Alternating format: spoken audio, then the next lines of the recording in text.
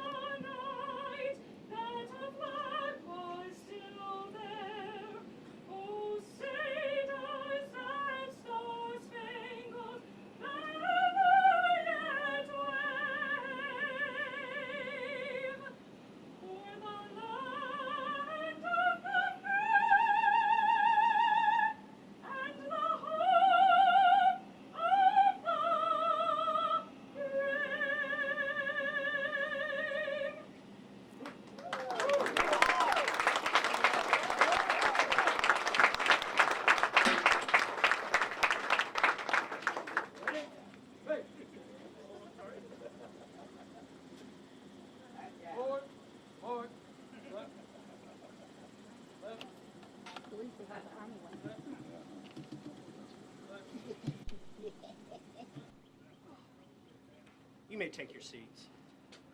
What a wonderful way to start a beautiful ceremony. And how fitting it is we are here on Battleship Texas, itself a veteran of D-Day, to celebrate these men before us and to honor the relationship between the United States and France. We're honored to have the Consul General presenting these awards today. But before we introduce him, I'd like to have Mayor Rigby of LaPorte come forward, make a few remarks.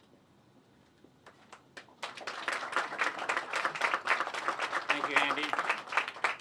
I like to tell the mayors of the surrounding cities that when you come to the battleship or come to the monument, you're in LaPorte, but even though they have a LaPorte address, I know that they belong to everyone in the state of Texas.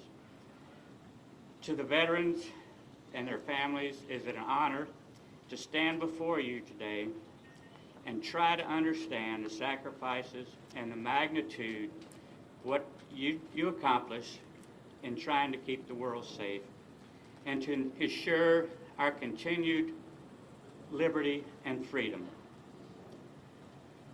To them, to all the veterans in attendance and all the veterans that came before us and will come after us, I just want to say thank you.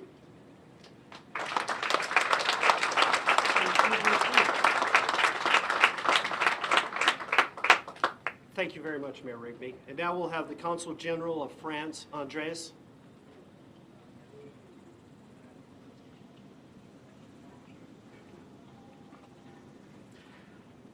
Dear Mayor Rigby, thank you for your words. Dear Andy Smith, dear veterans, très cher James Ernst, James Gillespie, Charles Harris, Teddy Kirkpatrick, Achilles Kozak, Clifford Mosley, Robert Sanchez, Leland Schroeder, Leon Teal, Harry Watson, and the family of James Blair.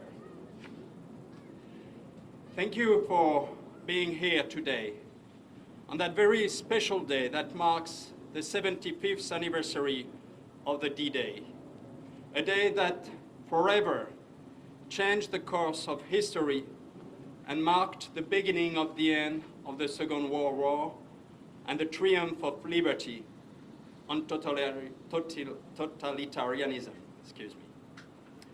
75 years ago, this ship, the USS Battleship Texas, was facing the Pointe du Hoc, helping the US Rangers take these strategic positions.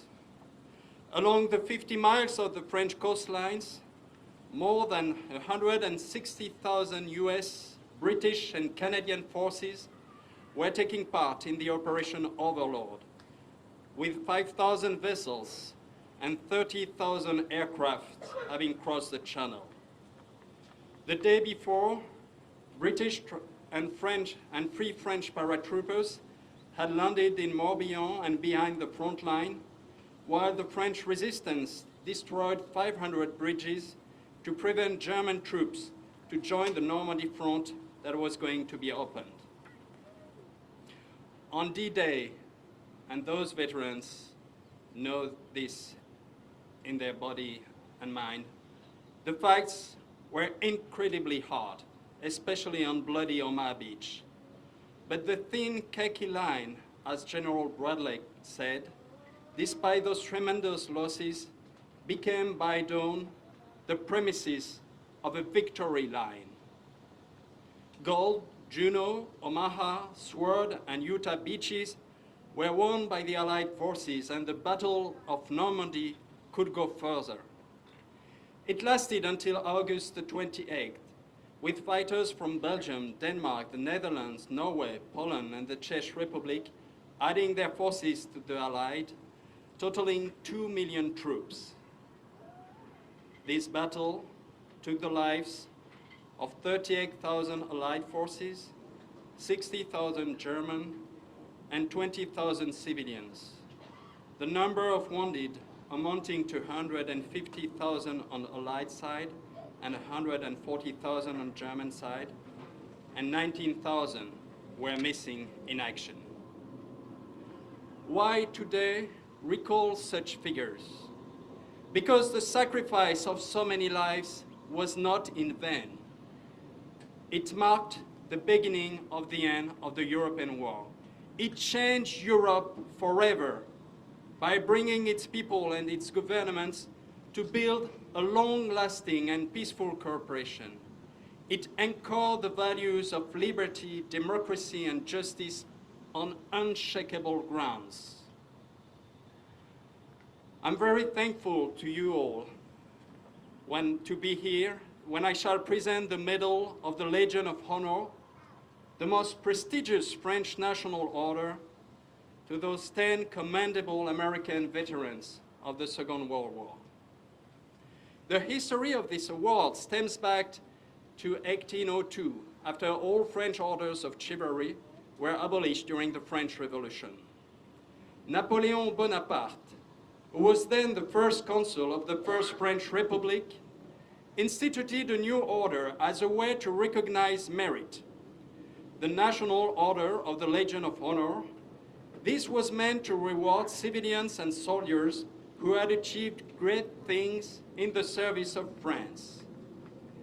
Since its creation, the award has remained the highest, most prestigious decoration. It is given solely as recognition of merit or bravery, being open to men and women of all ranks and professions.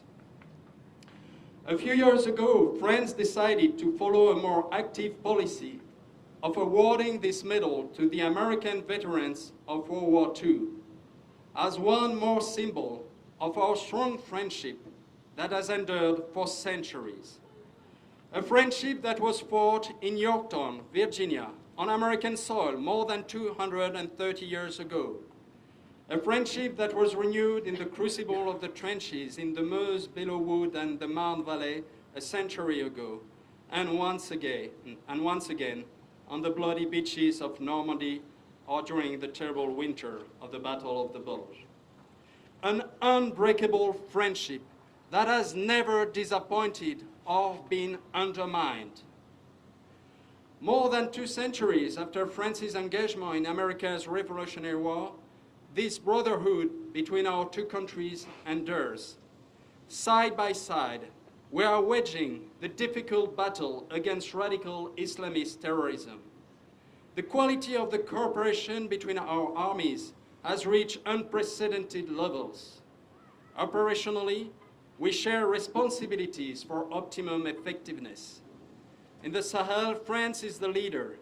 It knows it can count on American support whenever necessary in the crucial areas of intelligence and logistics. In the Levant, France is a team member within the US-led coalition. What a tragic and powerful symbol that earlier this month, 2 elite French soldiers, Cédric de Pierrepont and Alain Bertoncello, gave their lives while freeing at the same time 2 French, 1 Korean, and 1 American hostage from the fanatic hands of jihadists. And not surprisingly, a very significant part of these veterans were identified here in Texas, because Texas has a long tradition of fighting for freedom and standing against tyranny, because this state paid a very heavy toll during World War II. 750,000 Texans served during that war. 20,000 never returned home. More than 1.5 million troops were trained in Texas before being sent to the battlefront. And 2 Texans were among the most decorated World War II soldiers. And D-Day started with the most famous "Okay, let's go" of one of the most famous Texans, General Dwight D. Eisenhower. This is also because the French-Texan friendship has very deep historical roots. Not very far from here, in Austin, still stands the French legation, a house built by Alphonse Dubois de Saligny, who had been sent in 1839 as the envoy of France to the newly independent Republic of Texas. He negotiated the Treaty of Amity, Navigation, and Commerce between France and the Republic of Texas, which was signed on the 25th of September, 1839. And with this treaty, France became the first European state to declare itself an allied of the new independent Texan Republic. I would now like, before we all get burned by the sun, to turn to these gentlemen here today. The reason for our gathering is to declare them officially Chevaliers de la Légion d'honneur, Knight of the Legion of Honor. Knight, what a strange title in the 21st century. What does it mean to be a knight today?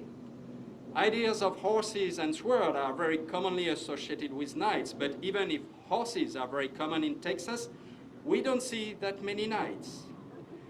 In fact, I believe that being a knight today refers to a very basic concept, a concept that has remained unchanged for centuries. Receiving the title of knight means that you have demonstrated virtue, bravery, and strong commitment to a noble cause.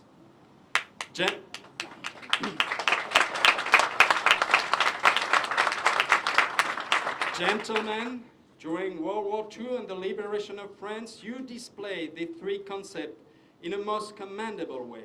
Your life and your military career prove that knight is a rank to which you are entitled.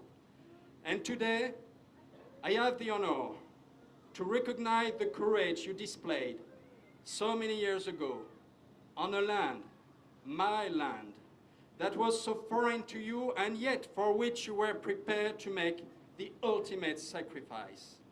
In the name of the French people, in the name of the French President of the Republic, I thank you for your personal contribution towards the liberation of France. Vive la France!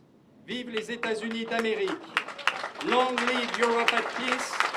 Long live the friendship between France, Europe, and the United States of America!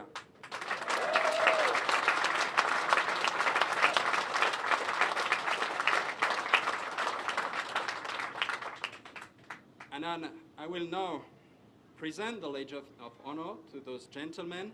I will pronounce in French. Au nom du Président de la République, nous vous remettons les insignes de Chevalier de la Légion d'honneur, which means on behalf of the President of the French Republic, we bestow you the insignia of Chevalier in the order of the Legion of Honor.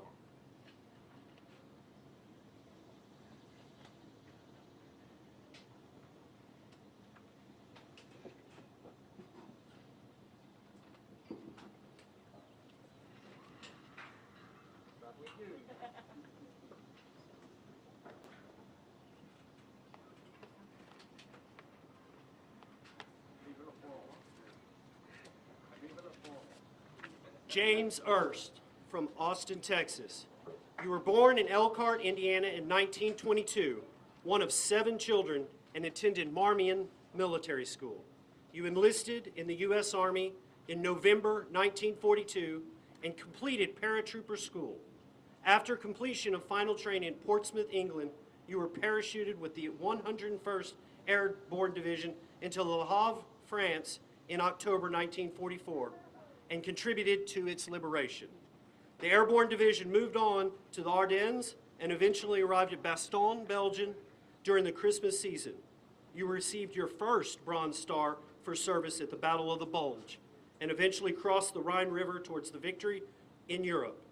Back in the United States, 2 years later, you re-enlisted in the U.S. Army for the next 26 years. In April 1950, you married Jean Ernst, your wife of 53 years, and you and her are proud father and mother of 5 children and 10 grandchildren, 13 great-grandchildren. You continued to serve during the Korean War and also 2 active duty tours in Vietnam while earning the Silver Star in 1967. You retired from the U.S. Army in 1967 and then joined the U.S. Postal Service for more than 20 years. You remain active in various leadership roles for the Disabled American Veterans Lone Star Chapter 4.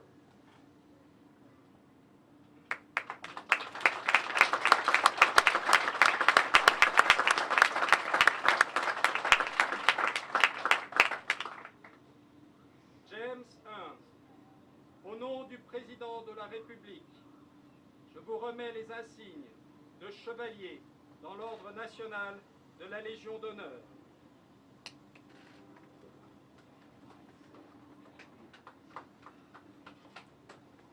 Merci.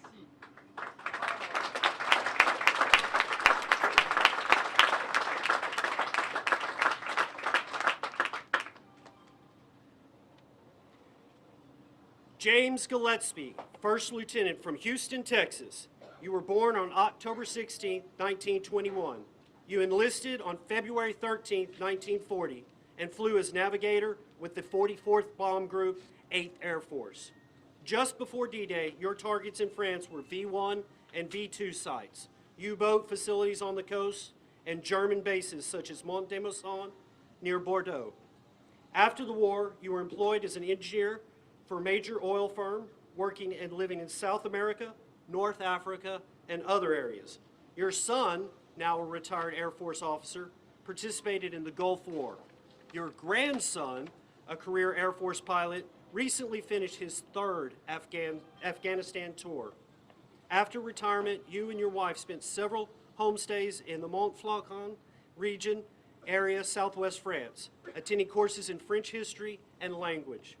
For your service, you were awarded the Air Medal with 2 oak leaf clusters, the American Defense Service Medal, the American Campaign Medal, the European African Middle Eastern Theater Campaign Ribbon.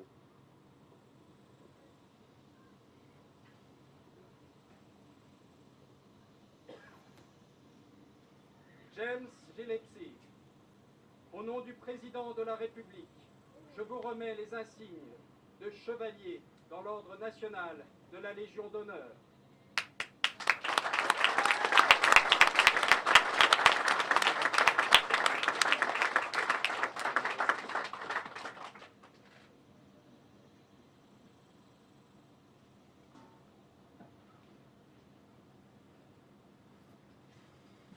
Charles Harris, Private First Class, from Smithville, Texas. You were born on October 9, 1920. After 3 years and a half studies at Sam Houston College, you left to join the Army. You were inducted on June 12, 1943, and were assigned to the 780th Military Police Battalion, an all-African American battalion. You deployed from Los Angeles to Casablanca, Morocco, onto Algiers, and were ultimately stationed in southern France, where you assisted French civilian authorities in the maintenance of order amongst military personnel. You qualified in small arms proficiency and as a rifle marksman. After the war, you returned to Smithville, Texas, where you married your childhood sweetheart, May Hancock, with whom you had 3 children, Dwight, Dwayne, and Deborah. Over the years, you were a businessman, a city council member, a deacon in your church. You retired after 20 years as an employee of the Department of Air Force in Austin, Texas. Today, at 98 years of age, you live with your second wife, Willie Mae, in Pflugerville, Texas. For your service during World War II, you were awarded the European African Middle Eastern Medal with 2 Bronze Stars and the Victory Ribbon with 2 overseas bars.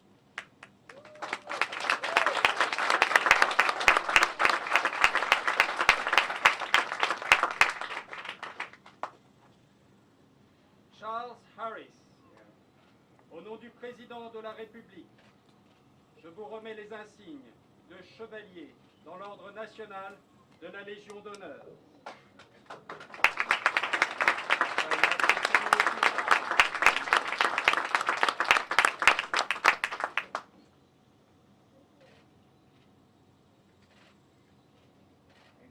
Merci.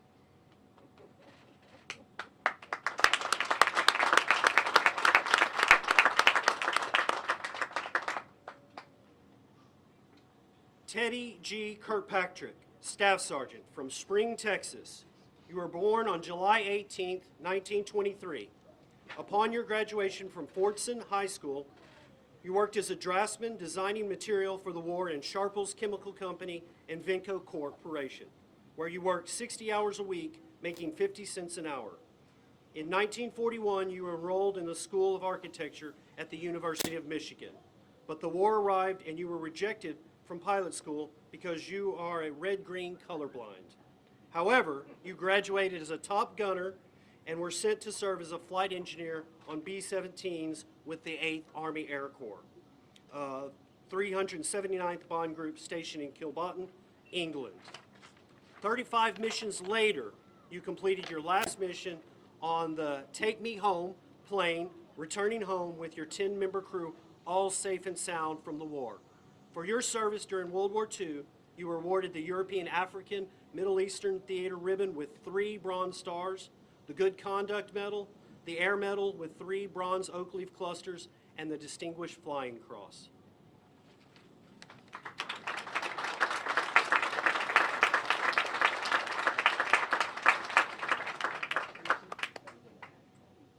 G Kirkpatrick, au nom du Président de la République, je vous remets les insignes de chevalier dans l'ordre national de la Légion d'honneur.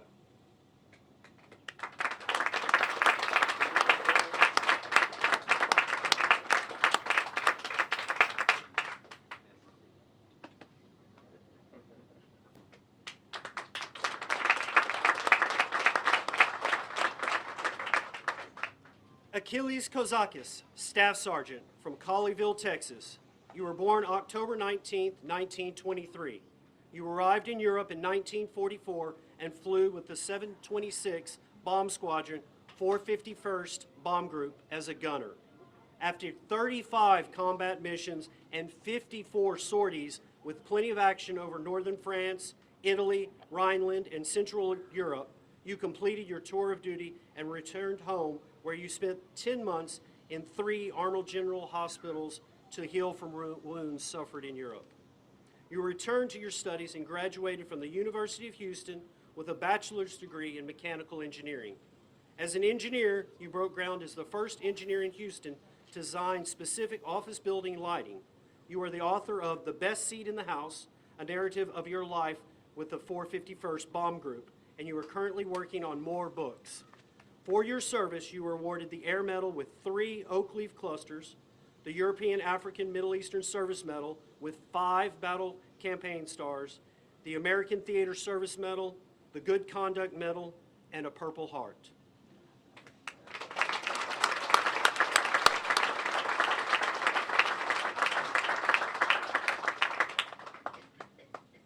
Achilles Kozak, au nom du Président de la République, je vous remets les insignes de chevalier dans l'ordre national de la Légion d'honneur.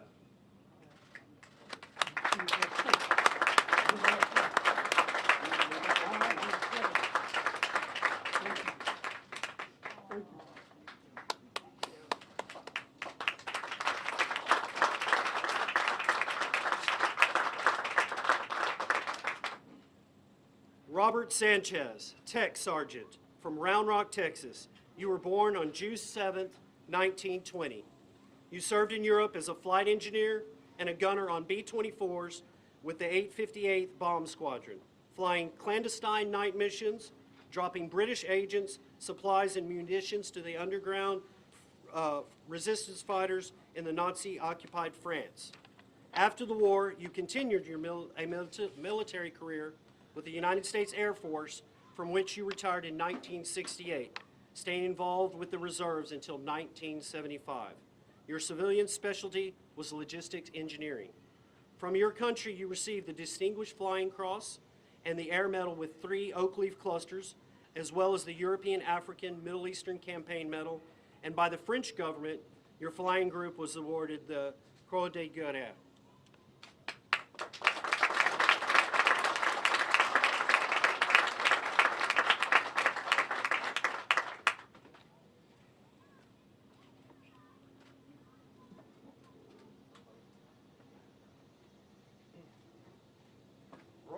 Sanchez, au nom du Président de la République, je vous remets les insignes de chevalier dans l'ordre national de la Légion d'honneur.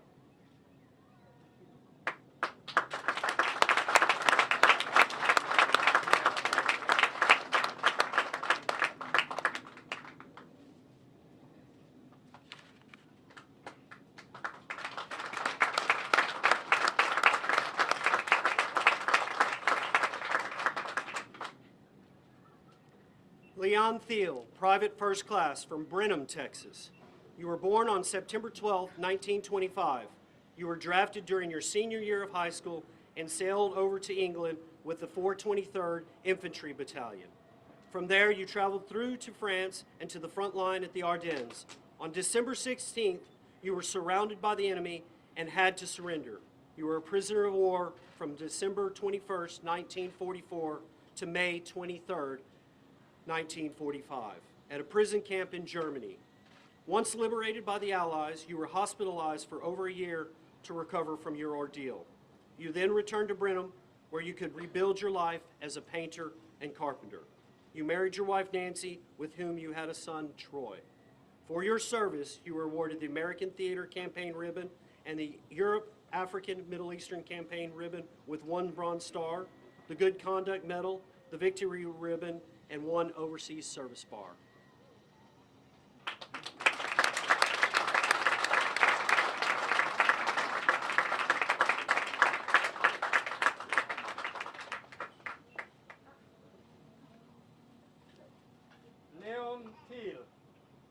Au nom du président de la République, je vous remets les insignes de chevalier dans l'ordre national de la Légion d'honneur.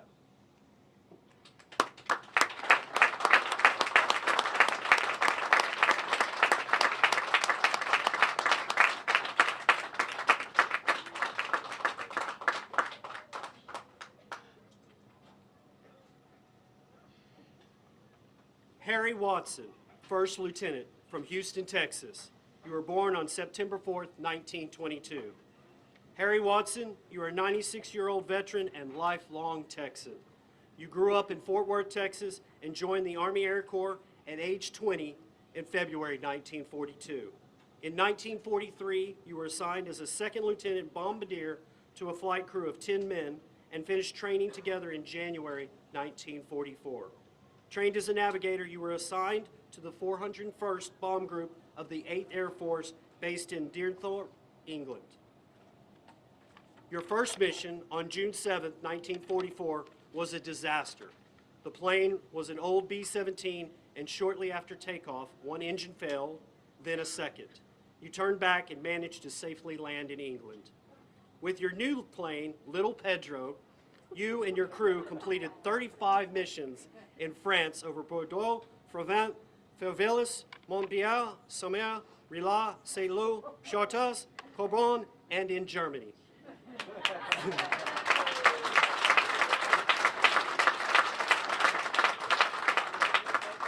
You returned to the United States in November 1944 and were discharged in October 1945. After the war, you enrolled at the University of Texas on the GI Bill, completed your education, and became a CPA, Certified Public Accountant, your current profession. For your service, you were awarded the Distinguished Flying Cross, the Air Medal with 3 oak leaf clusters, and 2 battle stars from the Northern France campaign and Germany campaigns.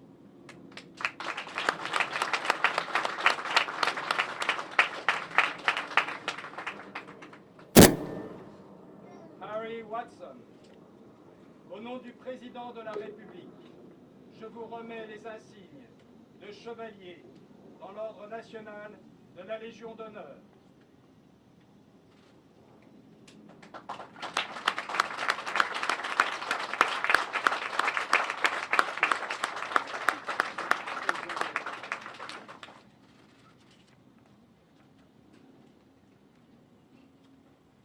Leland Schroeder, First Sergeant from Needville, Texas, was born on March 5th, 1924. He served with Company D, 290th Infantry Division in France, Holland, Belgium, Germany, Italy, and Austria.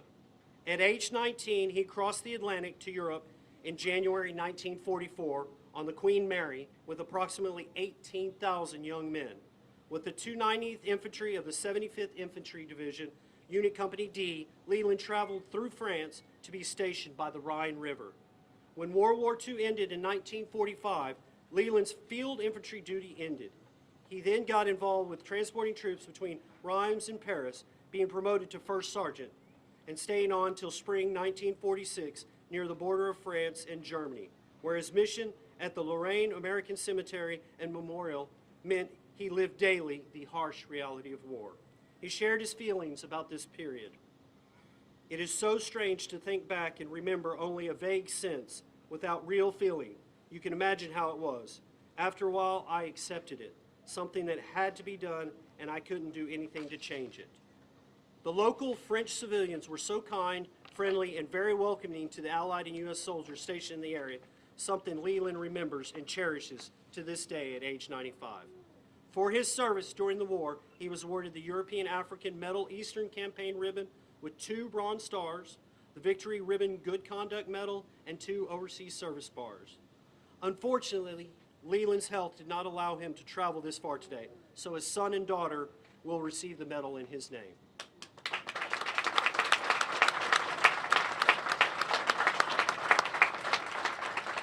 Madame, Messieurs, au nom du Président de la République, je vous remets ces insignes apportés à votre père, Leland Schroeder, déclaré chevalier dans l'Ordre national de la Légion d'honneur, et je lui souhaite un prompt rétablissement.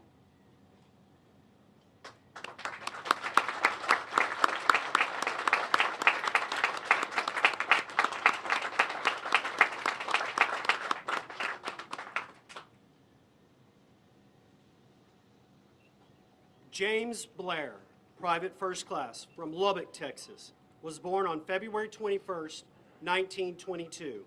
As a young man with only a grammar school education, he decided to enlist with the National Guard of Texas. On November 23rd, 1940, he was soon assigned to Combat Infantry 36th Division, 143rd Infantry. He and his companions became known as the T-Patchers, with an arrowhead and T logo. After training in amphibious assault operations, his unit departed for service in the Mediterranean Theater of Operations. The 36th 143rd Infantry Division, Company I, participated in the Battle of Salerno, Italy, for which James received a bronze arrowhead. The fighting continued up the Italian peninsula and over to France with the landings in Provence, followed by the fierce combats in Rhineland. Company I was awarded the Combat Infantry Badge.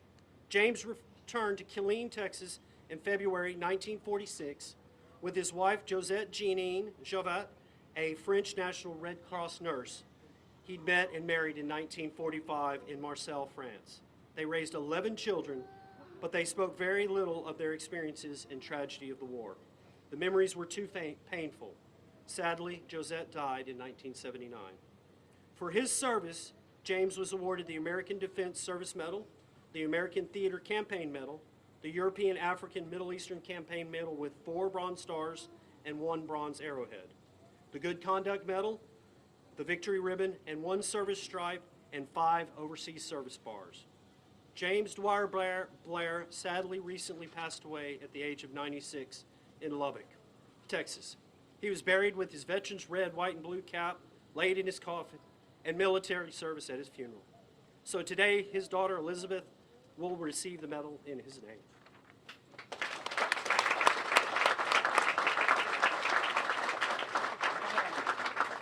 Au nom du Président de la République, je vous remets ces insignes de chevalier dans l'Ordre national de la Légion d'honneur qui ont été décernés à votre père, James Blair, malheureusement défunt.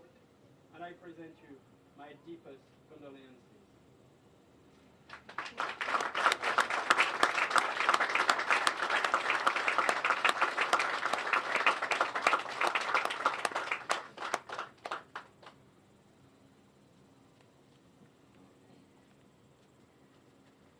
What a great honor.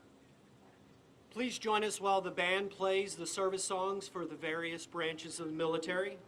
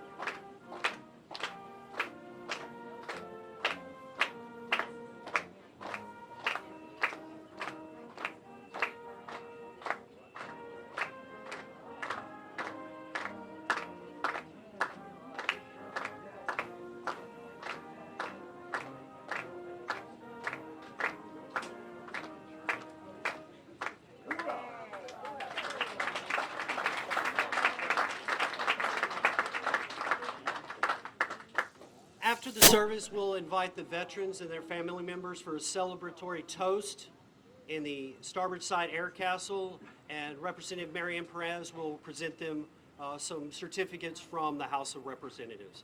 But before we conclude our ceremony, I ask that everyone rise and join us in a moment of silence, then followed by the playing of taps.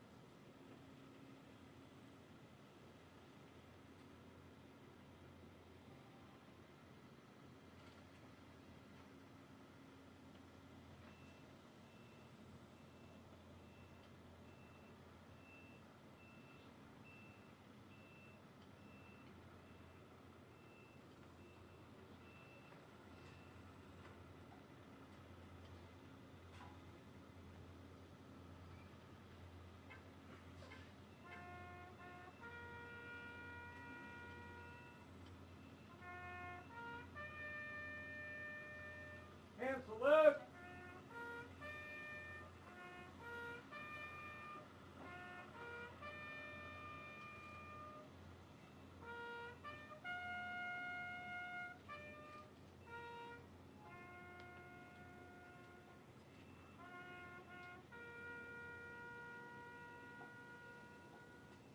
Two. Thank you all for coming out today and sharing in this wonderful honor. That concludes the ceremony. Have a wonderful day.